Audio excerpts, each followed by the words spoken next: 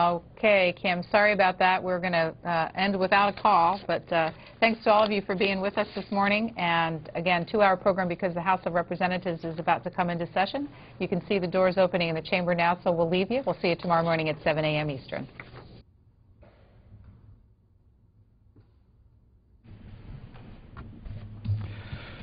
The House will be in order. The chair lays before the House communication from the Speaker.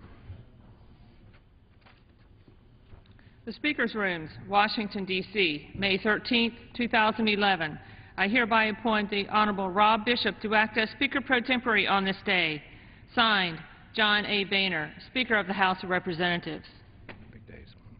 The prayer will be offered by the guest chaplain, Monsignor Stephen Rossetti, the Associate Professor at the Catholic University of America, Washington, D.C.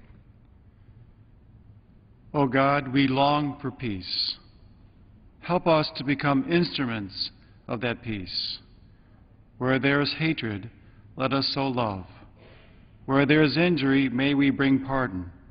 Where there is doubt, may we bring faith. Where there is darkness, may we be light. Let us not simply yearn for peace, let us be peace. May we be so docile to your will that your love, your peace, and your pardon flow through us. And when this day is done, may we be one step closer to peace. May we be one step closer to our brothers and sisters. May we be one step closer to you. As always, we thank you, we praise you, and we love you. Amen.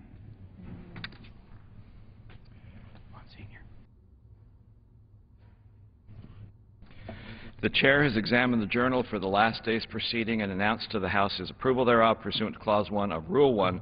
The journal stands approved. The Pledge of Allegiance will be led by the gentleman from Illinois, Mr. Walsh. I pledge allegiance to the flag of the United States of America and to the republic for which it stands, one nation, under God, indivisible, with liberty and justice for all. Thank you. The Chair will entertain up to 5 requests for 1-minute speeches on each side of the aisle. For what purpose the gentleman from Texas rise? Request permission to address the House for 1 minute. Without objection, so ordered. Mr. Speaker, on the violent Texas-Mexico border, Zeta pirates gunned down David Hartley on the international border of Falcon Lake last year. His wife, Tiffany, was able to escape the shots fired at her. This happened 8 months ago. David is one of 111 Americans murdered in Mexico last year, and none of these cases have been solved. Tiffany was in D.C. this week trying to find out some answers about her husband's murder. She wants to know why the federal government is not investigating this case and also putting pressure on Mexico to do the same. Only Sheriff Ziggy Gonzalez of Zapata County seems to be pursuing the criminal case. However, when ICE agent Jaime Zapata was murdered in Mexico, the United States quickly, and rightly so, pressured Mexico to investigate the homicide. Our government should be just as concerned about David Hartley and the other Americans murdered in lawless Mexico. Why is our government apparently missing in action? Also, President Calderon was in D.C. this week to receive an award. Too bad he didn't stay around long enough to meet with Tiffany and explain to her why his government isn't doing anything to bring the killers of her husband to justice. And that's just the way it is. For what purpose the gentleman from Georgia rise? Request permission to address the House. Without objection. Mr. Speaker, I rise today to express my continued support for our strongest ally in the Middle East, the State of Israel. I recently traveled to Israel with a bipartisan group of colleagues to see firsthand the very real threats Israel faces every day. The relationship between the United States and Israel is based on a shared commitment to democratic values. Like the United States, but to a much greater extent and for a lot longer, Israel has stood against those who use terror against civilians as a means of bringing about political change. Recent reports suggest that the Palestinian Authority may form a union with Hamas, a terrorist organization that intentionally targets Israeli civilians for political gain. Unless and until Hamas renounces violence and recognizes Israel's right to exist, any such union with Hamas would mean that the Palestinian Authority chooses violence and extremism over peaceful coexistence among the family of nations. I urge all of my colleagues to stand up for Israel and to oppose any such alliance between the Palestinian Authority and Hamas. Thank you, Mr. Speaker. I yield back the balance of the time. For what purpose the gentleman from Illinois rise? So ordered. For 1 minute. Thank you, Mr. Speaker. President Obama, why aren't you serious about securing the border? Why do you consult with Latino celebrities like Eva Longoria to get their take on immigration reform? Why do you bring up immigration reform again and again when you know there will be no reform until you secure the border? You said the other day in Texas that Republicans wouldn't be satisfied unless you built a moat with alligators. You know what, Mr. President? A moat might not be a bad idea, and I wonder how many of these alligators it would take to secure the border. But what will satisfy most Americans is if you'd get serious about securing the border. What will satisfy most Americans is if you'd quit campaigning on this issue and finally govern on it. But heck, if it will take introducing legislation calling for moats and these gators to get you serious about securing the borders, Mr. President, I'm game. The Chair will remind the members they need to address their remarks to the Chair and through the Chair. For what purpose the gentleman from California rise? Without objection, so ordered. The outrages perpetrated by Syrian President Bashar Assad against his own people have laid bare his regime's total lack of legitimacy. The shelling of Homs evokes memories of the 1982 massacre at Hama, in which his father ordered the Syrian army into the rebellious city, killing up to 40,000 people. After the elder Assad died in 2000, the new president, in interviews with Western journalists, made several cautious statements that led many Syrians to believe that the new president would be willing to take at least the first steps towards democracy in their ancient land.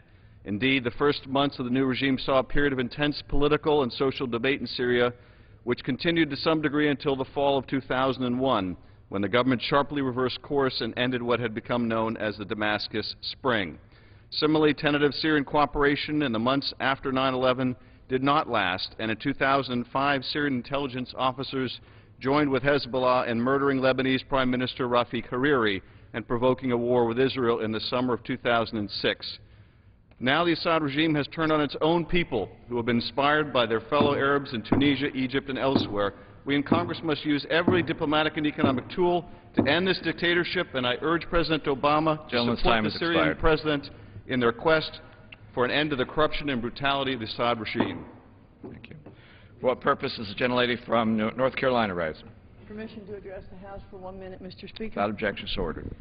Thank you, Mr. Speaker. One of the joys of representing an area like Northwest North Carolina is participating in the many unique and volunteer-powered community celebrations that happen throughout the year. Last weekend, I had the honor of attending the Jonesville Jubilee and Bicentennial celebration that marked the town's 200th anniversary. This event celebrated the distinct history and culture of the town of Jonesville and brought out the local community to participate and recall the past. I was very impressed by the huge array of activities, the fantastic turnout, and the volunteers who pulled it off. The weekend-long event featured trolley car tours through Jonesville, as well as the Civil War and wagon train campsite along the Civil and Revolutionary War enactors, the opening of the History Center, the Civil War Mill, and historic displays from communities throughout the area. This could hardly have been a better event, and the many volunteers who made it possible are to be praised for their dedication and hard work. It's what is so great about our country. Thank you, Mr. Speaker. Thank you. For what purpose the gentleman from New Jersey rise? Without objection, so ordered. Mr. Speaker, I rise today to express my outrage over this weekend's religious violence in Egypt. Despite January's inspiring calls for freedom and democracy, religious minorities in Egypt, such as the Coptic Christians, are facing increasing attacks during Egypt's transition. On Saturday, a religious clash broke out in Cairo, involving an estimated 2,000 people. In the aftermath of this weekend's sectarian violence, 6 Muslims and 6 Christians were dead. The Coptic Christians, like all Egyptians, are demanding freedom and respect. I am concerned that even with Egypt's transition, minority rights remain extremely limited, and I believe that the interim government is not doing enough to protect the rights and life of its citizens. Coptic Christians deserve to live and worship without being threatened, injured, or killed. Violence in the name of religion is unacceptable. When government do not act But when governments do not sufficiently address such behavior, the violence is far more troubling. The United States must stand firmly with the people of Egypt, and the U.S. assistance to Egypt must be tied to a strong respect for human rights and freedom of religion. Thank you, and I yield back. For what purpose the gentleman from California rise? Without objection, so ordered. Thank you, Mr. Speaker. Today I will introduce the Setting New Priorities in Education Spending Act, the first in a series of proposals to reform education in America. There's an urgent need to fix what's broken in our nation's education system. Roughly two-thirds of 8th graders lack basic reading and math skills. Only 70% of students graduate high school. Meanwhile, federal education is at an all-time high. The Department of Education currently administers more than 80 programs tied to K-12 classrooms. Many of these programs are duplicative. Several have been deemed inefficient, and others are simply a poor use of taxpayer funds. It's time to trim the fat. Today I will introduce legislation that will eliminate, not consolidate, and not defund, but eliminate 43 wasteful K-12 education programs. At a time when approximately one-third of American fourth graders can't read, we must concentrate on education initiatives that have a track record of putting the needs of the students first.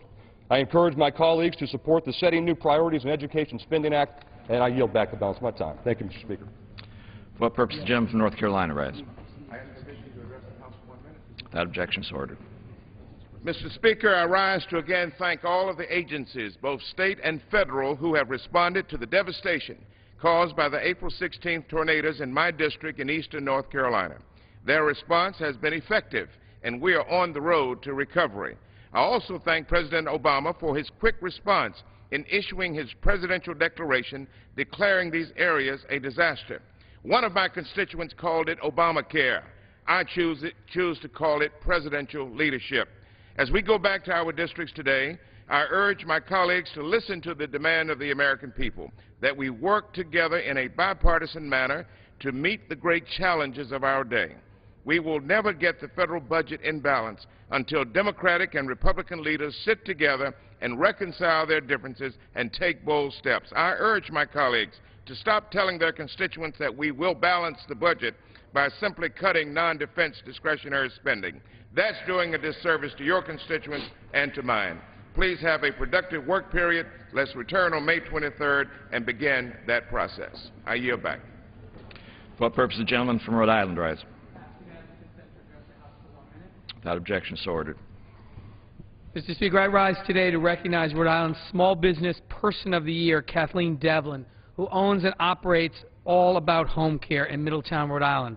The company provides seniors with the opportunity to live at home in their golden years and offers additional assistance for people who have moved to an assisted living residence or nursing home.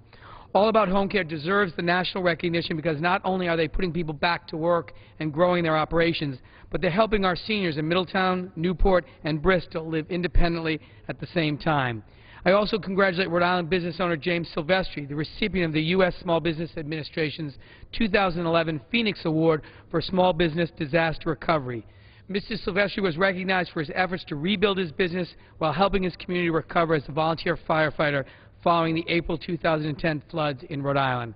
I commend these small business owners for their great contributions to Rhode Island's economy, and am pleased to join the U.S. Small Business Administration in honoring their work. I yield back the balance of my time. Gentleman yields back. For what purpose does the gentleman from New York rise? Mr. Speaker, I ask unanimous consent that all members may have 5 legislative days in which to revise and extend their remarks and include extraneous material on H.R. 754. Without objection. Pursuant to House Resolution 264 and Rule 18, the Chair declares the House in the Committee of the Whole on the State of the Union for further consideration of H.R. 754. Will the gentleman from Utah, Mr. Bishop, kindly take the chair?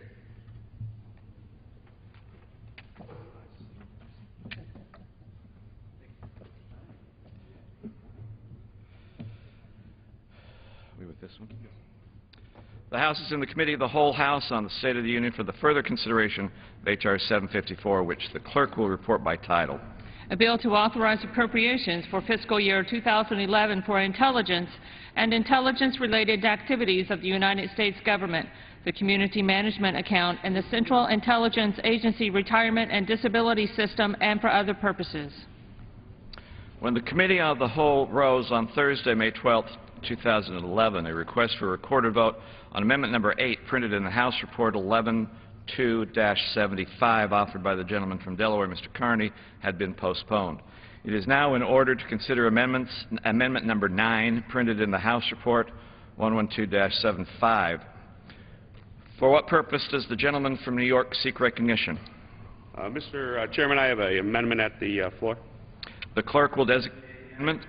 Amendment number 9, printed in House Report number 112-75, offered by Mr. Reed of New York. Pursuant to House Resolution 264, the gentleman from New York, Mr. Reed, and a member opposed will each control 15 minutes. Chair recognizes the gentleman from New York. Thank you, Mr. Chairman. Mr. Speaker, I rise today to join with my colleague, Mr. Grimm from New York, to offer an amendment honoring the brave members of the intelligence community for their role in the mission that killed Osama bin Laden on May 1st, 2011. As we all know, Osama bin Laden was killed on May 1st by members of SEAL Team 6. The heroics of this SEAL team have been well documented in the press over the past weeks. But the work of other professionals in the intelligence community is less well known and has received less attention. Bringing Osama bin Laden to justice was the result of over 10 years of hard work and dedication. This historic operation was truly a team effort and an achievement shared by members of every intelligence agency and our entire armed forces. The diligent, painstaking work of our intelligence services made possible the recent successful action carried out by our military against Osama bin Laden. For this reason, Mr. Grimm and I feel the intelligence community is also deserving of recognition as a whole. They work long hours in distant parts of the world, far from their families, far from their friends, to keep our country safe. When the members of the American intelligence community do their job, no one really knows about it. They are silent warriors who keep us safe. They are deserving of our deepest gratitude. Mr. Chairman, this amendment does exactly that. It commends our intelligence community for a job well done in bringing Osama bin Laden to justice. Thanks to the diligence of these intelligence professionals, the world is a safer place without Osama bin Laden.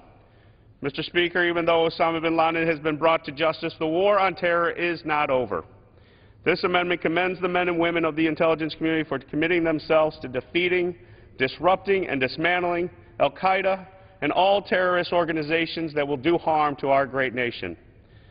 This amendment also reaffirms our commitment to using the capabilities and skills of the intelligence community to disrupt, dismantle, and defeat terrorism once and for all from the face of this earth. Mr. Chairman, I urge my colleagues to vote yes on this amendment. And at this point in time, I'm glad to yield to my friend from New York. I'm sorry, I reserved the balance of my time. Thank you, Mr. Chairman. Thank you. The gentleman reserves. What purpose does the gentleman from Maryland rise? Mr. Speaker, I rise to claim time in opposition to this amendment, even though I'm not opposed to Mr. Reed's amendment. The gentleman is recognized. The killing of Osama bin Laden was a great achievement for our intelligence professionals who have been working to eliminate the threat to our national security for years. Osama bin Laden was a terrorist leader who was responsible for killing thousands of innocent Americans, moms, dads, brothers, sisters, friends, and loved ones. As we all know, 9/11 changed America forever. On May 1st, 2011, our military and intelligence professionals took extraordinary steps. People from CIA, NSA, NGA, and elsewhere worked together as a team to get this job done. The mission was risky, but was executed with great skill and precision. These professionals risked their lives to keep the country safe, and no Americans were lost. The men and women who carried out this operation exemplify the extraordinary courage of those who serve our nation, including our special operations. The countless intelligence and counterterrorism professionals who have pursued bin Laden for years have the satisfaction of a job well done. I'm glad we're able to honor those intelligence professionals in this Intelligence Authorization Act, including the military professionals, and a grateful nation thanks them for their service. I reserve the balance of my time. Gentleman reserves. Gentleman from New York. Mr. Chairman, at this time, I'm glad to yield as much time as he may consume. My great colleague from New York, Mr. Gibson. Gentleman from New York is recognized. Well, I thank the Speaker, and I thank the gentleman for yielding. It's great to be here on the floor today, and I see we have the Chair and the Ranking Member of the Intelligence Committee today, too, It's an honor to be in their presence. We're here today, this amendment, to commend and honor the hardworking professionals in our intelligence community on the successful operation against Osama bin Laden, the leader of al-Qaeda, who attacked our country on the 11th of September of 2001. And from my experiences in the Army, deployed forward in Iraq, I know counterinsurgency and counterterrorism operations are difficult, complex, and requiring detailed analytical work to establish patterns of life, target development, situational awareness, and understanding. And fortunately for us, we have the very best. From the tactical to the operational to the strategic level, our intel community is filled with incredibly talented people, the strength of any organization.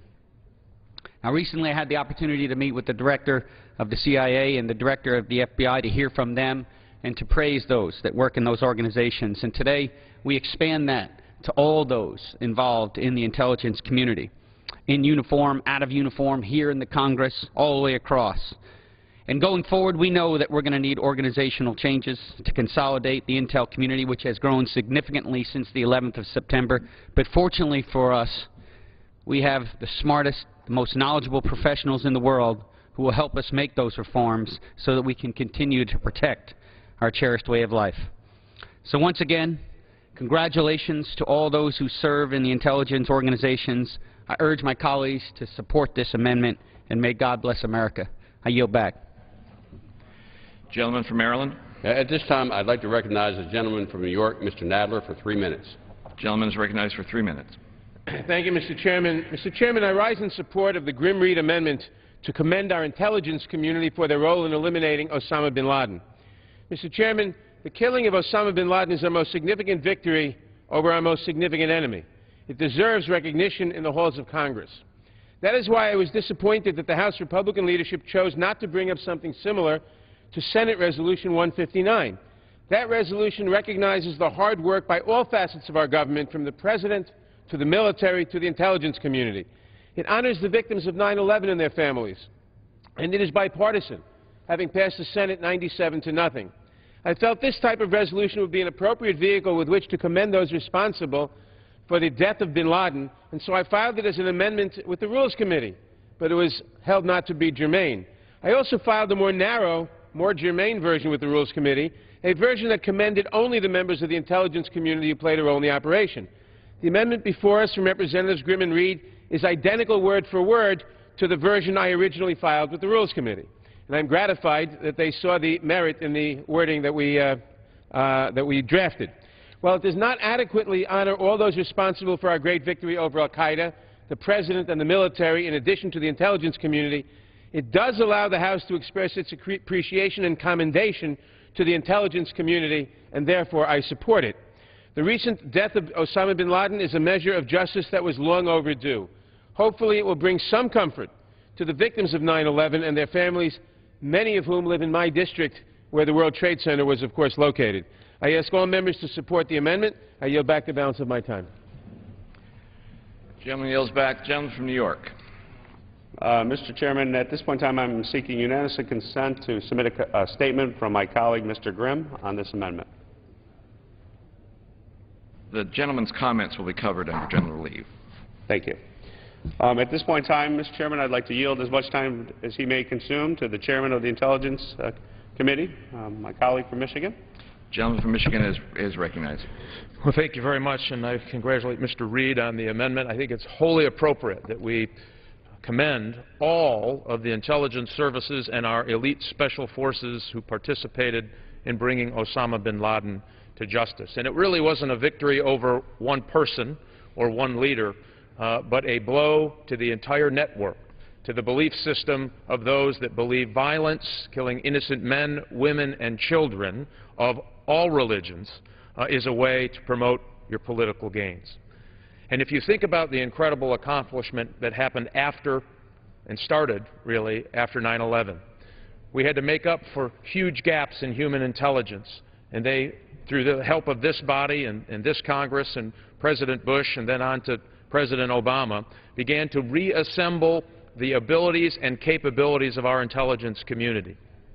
Through interrogations, information was developed about how al-Qaeda works, and and understood its logistics, how it finances and recruits and moves people. It recruits people to do suicide bombers. It plans operations. All of that came in the early days.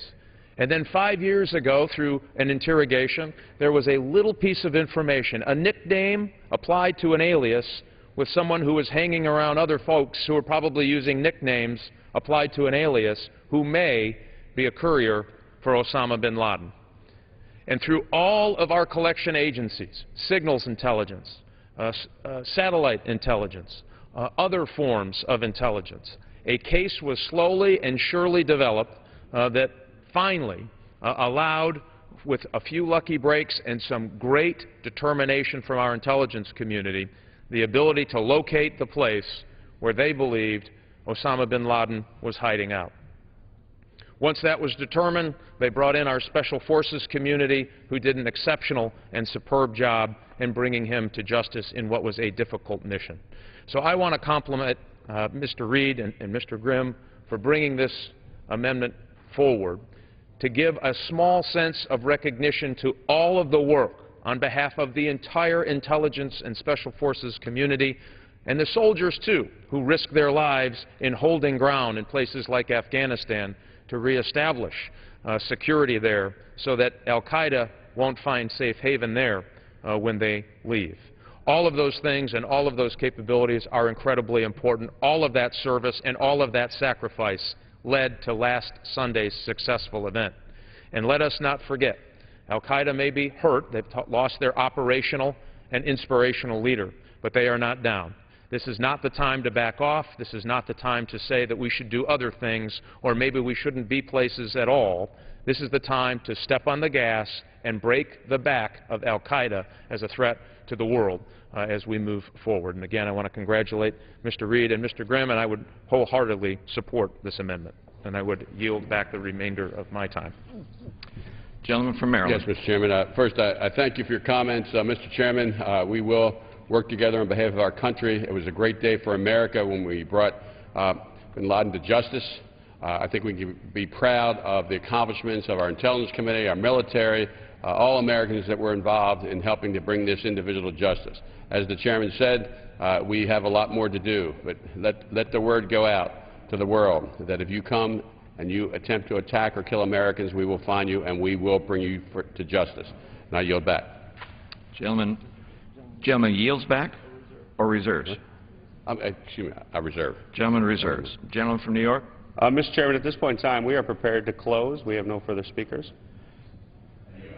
Gentleman from Maryland yields back. I yield back. Gentleman from New York is recognized. Thank you, Mr. Chairman.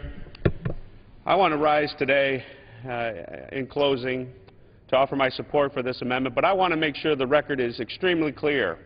When Mr. Nadler, in his comments, seeking and commenting on his support of this amendment, indicated that the Rules Committee was going to rule his proposed amendment out of order for being non-germane. As a member of the Rules Committee, I know that the chairman of the Rules Committee had indicated that he was more than willing to accept Mr. Nadler's amendment, germane amendment, but that amendment was withdrawn by Mr. Nadler. So I want the record to be very clear that we on this side of the aisle were ready and very eager to support the amendment offered by Mr. Nadler, and Mr. Grimm and I sought to make sure that this amendment was brought to the floor of this House, because it is right to stand here in this floor to recognize the intelligence community that had such a great success in the taking and bringing to justice of Osama bin Laden.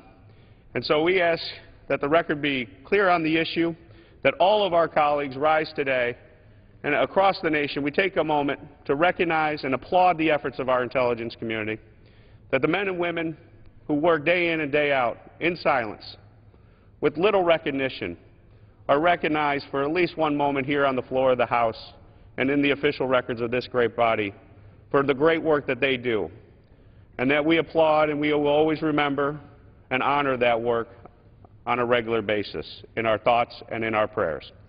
So I urge my colleagues to join us and support this amendment. And at this point in time, I yield back the balance of my time. Gentleman from New York yields back.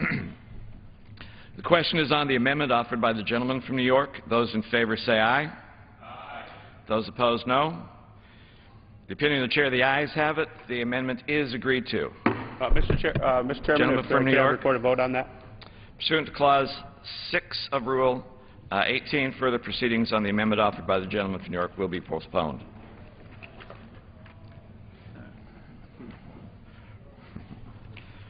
Pursuant to Clause 6 of Rule 18, proceedings will now resume on those amendments printed in House Report 112-75, on which further proceedings were postponed in the following order. Amendment number 1 by Mr. Rogers of Michigan. Amendment number 5 by Mr. Gibson of New York. Amendment number 7 by Mr. Hinchey of New York. Amendment number 8 by Mr. Carney of Delaware. Amendment number 9 by Mr. Reed of New York. The chair will reduce to 5 minutes the minimum time for electronic votes after the first series of votes. The unfinished business is the request for a recorded vote on amendment number 1, printed in House Report 112-75 by the gentleman from Michigan, Mr. Rogers, on which further proceedings were postponed and on which the ayes prevailed by a voice vote. The clerk will redesignate the amendment. Amendment number 1, printed in House Report number 112-75, offered by Mr. Rogers of Michigan. A recorded vote has been requested. Those in support of the request for a recorded vote will rise and be counted. Sufficient number having risen, a recorded vote is ordered. Members will record their votes by electronic device. This will be a 15-minute vote.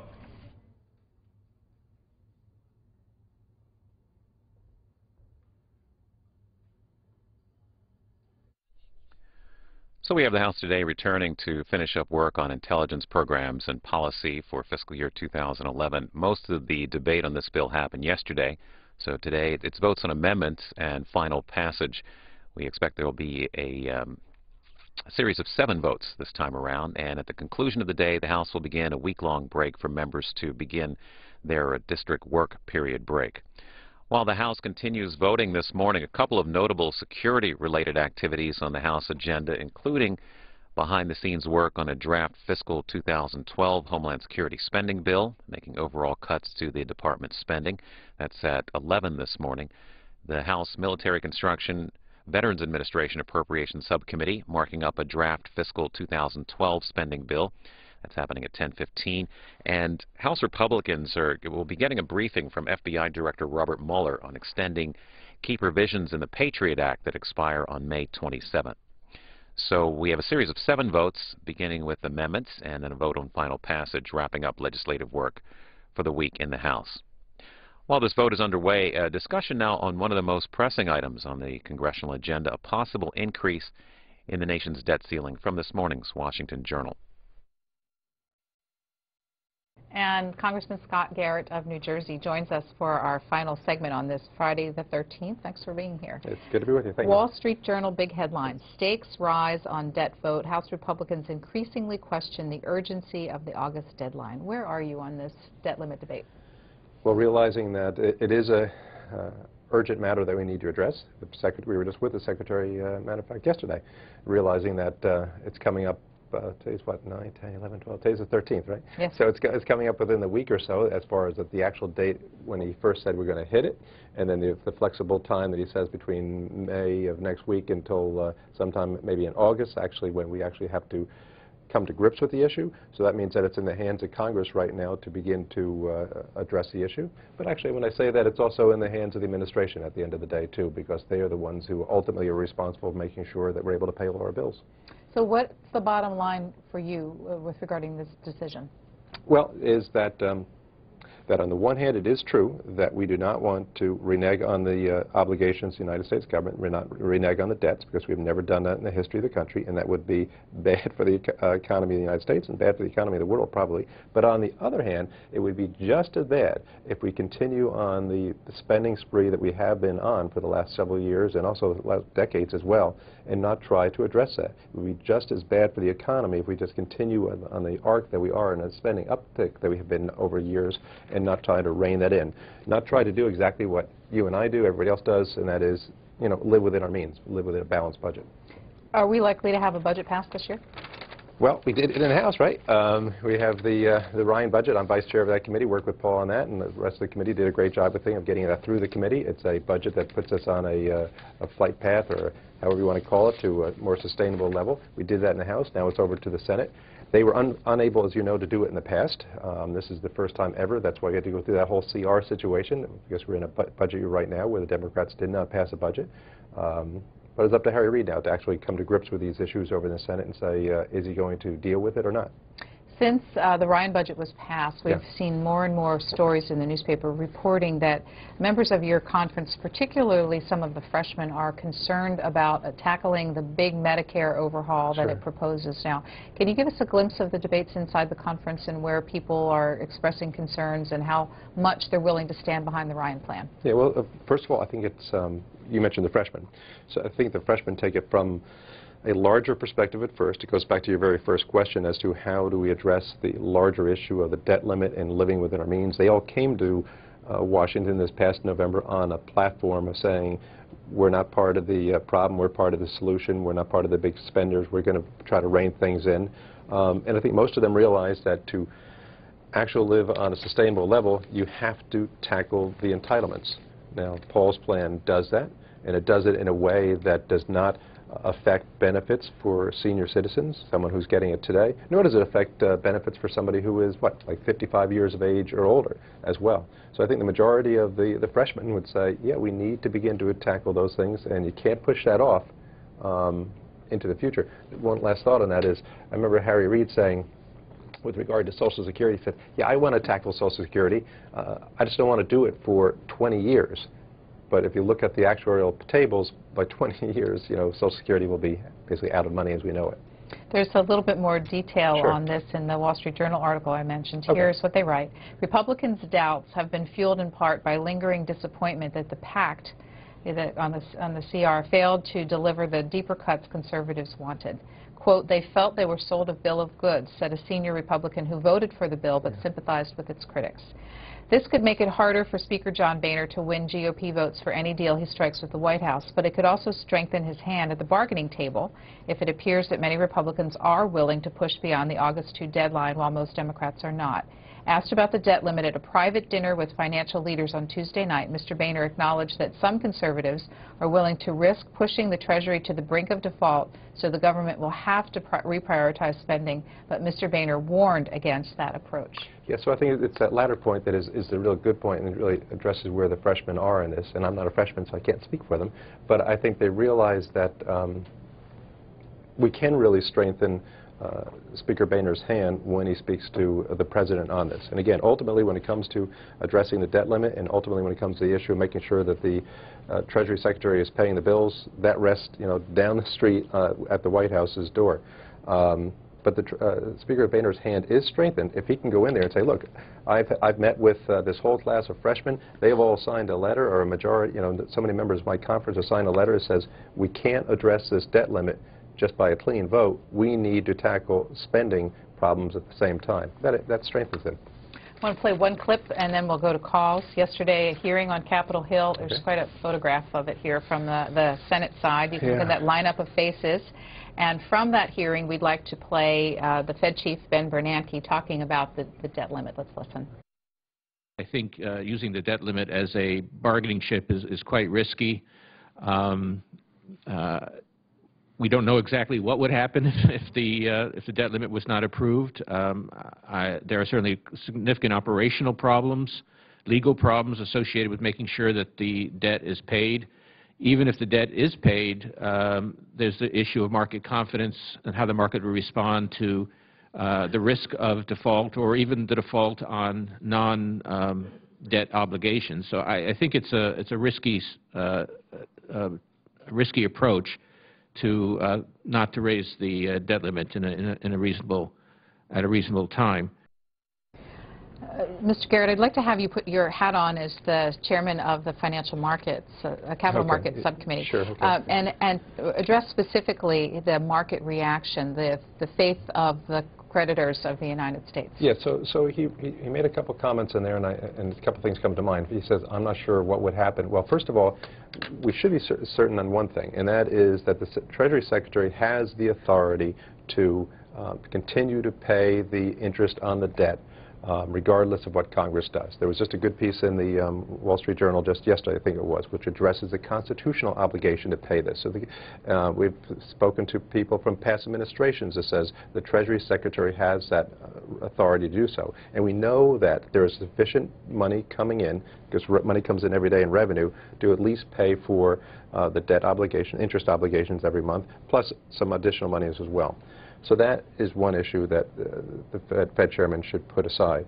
As far as the impact upon the markets, I think the markets are pretty intelligent with regard to this. They know that Congress needs to grapple with this, and they know that Congress and the White House will. But the markets are also looking for us to put the federal budget on a sustainable path as well.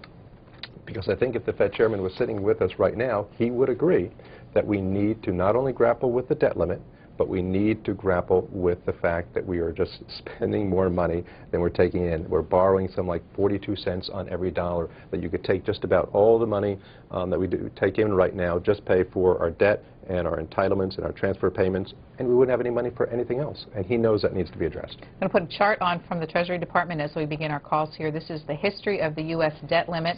The red line is the debt limit, the green line below it the actual debt. And you can see it starts peaking up here in the 1970s, and you can see the rise until the current day in 2011. Let's take telephone calls for Congressman Scott Garrett, beginning with Fosteria, Ohio. John, a Republican there. Good morning. John? Good morning. Good morning. Good morning. Thank you for taking my call. Sure. I have a comment and then I have a question. The question is, which deals with the budget. We have 8 to 10 million immigrants in this country right now. We are talking about bringing back our GIs from Afghan and overseas. I am a 23-year-old, I'm a 23-year service veteran. And when I come back from Vietnam, we couldn't find a job. Where do you think these people are going to get a job when they come back? Now, my comment is, I'm very disappointed with my party, which is Republican. I'm very disappointed with it because they're not acting like adults. Thank you, and I'll take my comments off the line. Okay. So, first of all, I appreciate and want to say thank you for your service to our nation, for your 23 years of service. And secondly, with regard to the issue of the party not acting like adults, well, I can just say that on some matters I concur with you, and that in certain areas there have been problems over the years. I've been in Congress now for a little over 8 years, and I've disagreed with our party and the leadership at times on some of the spending issues. That's why I voted actually against some budgets in the past when Republicans were in charge, and I did so because I thought we were at that time spending more than we should, that we had to right the ship of state with regard to fiscal issues. And fortunately now, with this last election in November, I think the party has turned a course and is led by these great new freshmen that are coming in and realizing that we have to put things right. So I hope that we can turn the ship of state in the right direction, and I hope also that the administration will be working with us in this regard. Here's another chart that takes a look at, again, Treasury, the debt in trillions. That's the blue bars, and the red lines are the debt limit, and this is just over the past 11 years, 2000 to 2011. Talking with Congressman Scott Garrett about the debt limit debate. Next is Rutland County, Vermont, and this is Adam, who is on our independent line. Good morning, Adam. Good morning, Adam. Good morning. Good morning, Representative. Hey. I'm actually an 18-year-old, and I'm very concerned with our debt problem.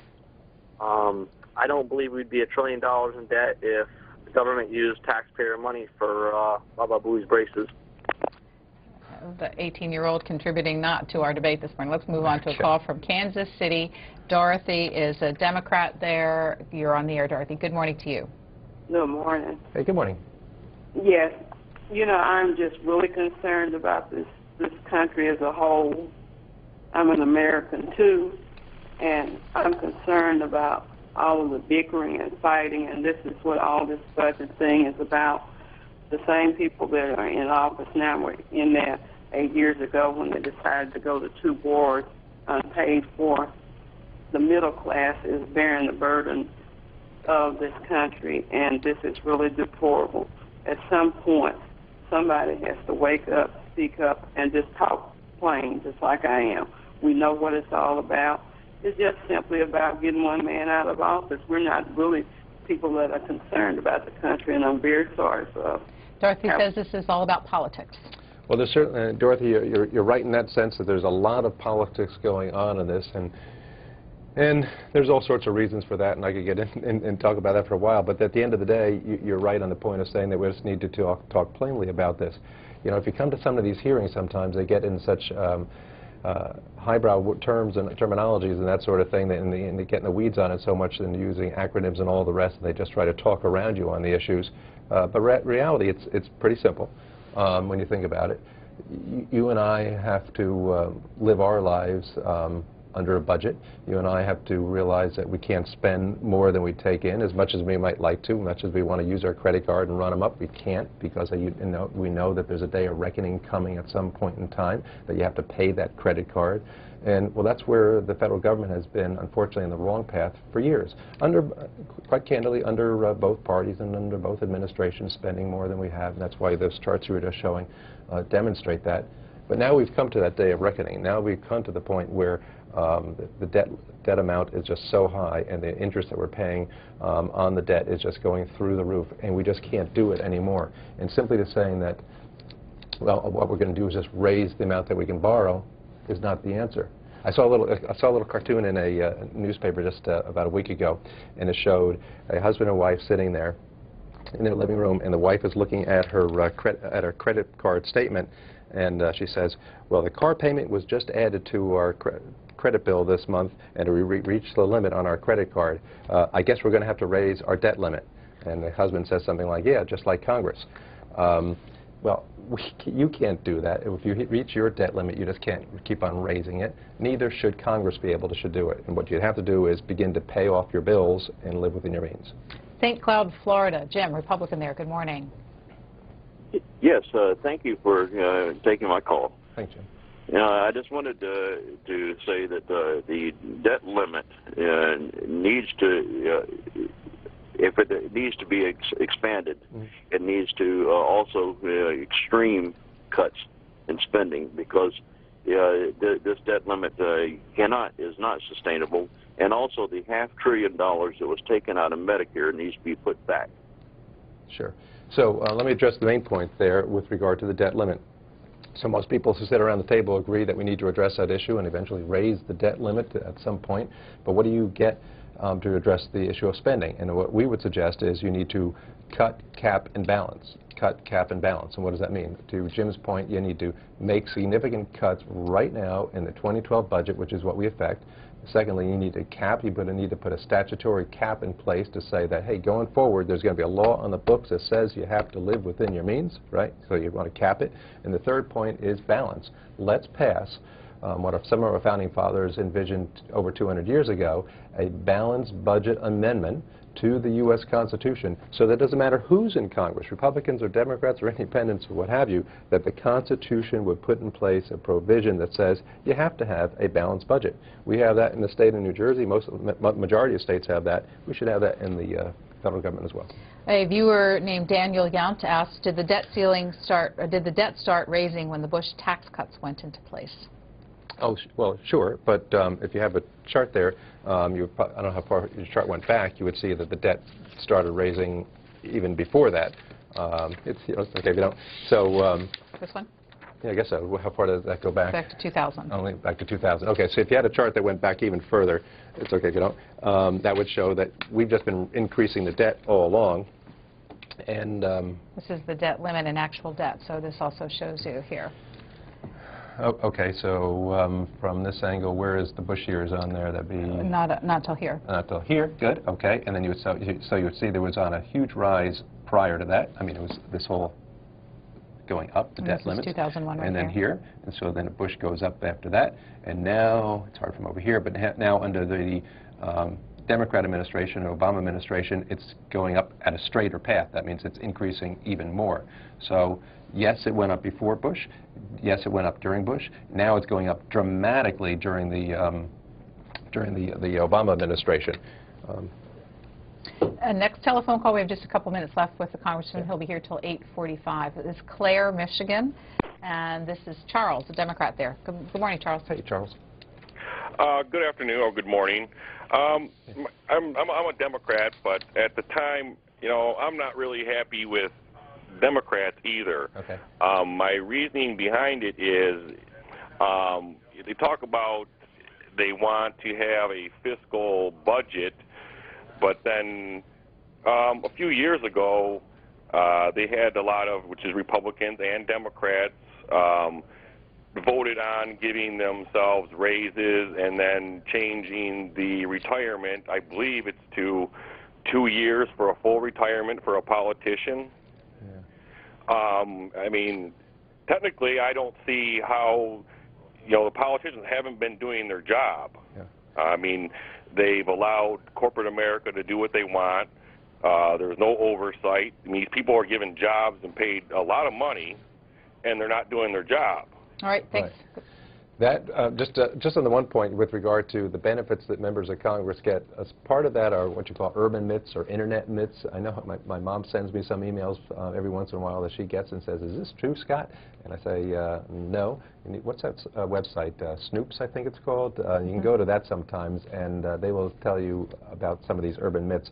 So no, we don't get full retirement after 2 years, and we don't get 100% pay after 5 years and that sort of thing. And yes, we do actually pay into Social Security. So those things that go around are just urban myths as far as the benefits of Congress. As the other point, you raised something about the salaries. I don't think we actually raised I think we said we didn't get pay increases now for the last term or so. But to your larger point, yes, there's been a lot of misspending of money in Washington, and that goes back to the ultimate issue that we're talking about right now. If we're going to raise the debt limit, shouldn't we put our fiscal house in order? Shouldn't we cut spending significantly? Shouldn't we put caps on it? And shouldn't we also make sure that we get to a balanced budget? And you can do that best by having a balanced budget amendment. Jackson, Michigan, Eugene, Republican. Good morning. Hello. They're talking about Social Security being cut. Well, for the last 2 years, they haven't given us the cost of living allowance, and there's 45 million Americans that draw Social Security, and take those 2 years, and that's $900 million each and every month that they aren't paying. And how much more do they want from the Social Security people? Thank you. Sure. So the issue on Social Security, I know you said they're talking about cutting Social Security. Well, if you're receiving Social Security right now, there is, I got to tell you, no one in Washington, from the White House to the Senate to the House of Representatives, from Republicans to Democrats, there is absolutely no one in Washington who says that Social Security for you should be cut. That's I guess another one of those urban myths or internet myths that are out there. What they are saying is that if, and I think even Senator Reid says this, is that if things are not changed at some point in time with regard to Social Security, that the benefits, that the money will simply not be there in the program to pay current and future retirees. And so that something needs to be done to fix the system now, not to cut your benefits, not to change your benefits, not to do anything with regard to your system for Social Security, but to make sure that for future retirees, people, well, people like me, I don't get Social Security yet. I'm under 55, and so for future retirees, the changes are made. This will be our last call for you, Congressman. It is from Richmond, Virginia. Greg is an independent there. Yes, I'm not sure why we're talking about this. Okay. Because it sounds like that it's going to happen. The talk coming out of Washington that I've been hearing is that this is going to happen. They're going to raise the debt limit whether we like it or not. The talk that's coming out of John Boehner's office is that this has to be done whether we like it or not. So I'm not sure what the debate's all about, because it sounds like this is a done deal. Is there any way to stop this? Good question. No, it's certainly a long thing from a done deal. There are a lot of members of Congress, myself included, that says if a bill came to the floor this afternoon to simply raise the debt limit without any other provisions to it, there's a number of people who would say vote no. I would vote no. we need to put our fiscal house in order, and that's why I said before we need to say we need to cut spending now significantly, we need to put caps on place, we need to balance the budget. So it's not a done deal, and if you are concerned about this, you should be talking to your member of Congress in your district and saying, don't just raise the debt limit, put in a system in place that will put us in a path to actually balancing the budget in the federal government.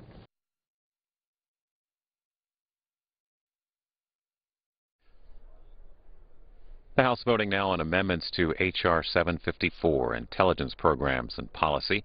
Members voting on an amendment brought by Congressman Mike Rogers of Michigan. A final passage vote is expected today, and at the end of the day, the House will begin a week-long break for members to return to their work districts. This is live coverage of the U.S. House here on C-SPAN.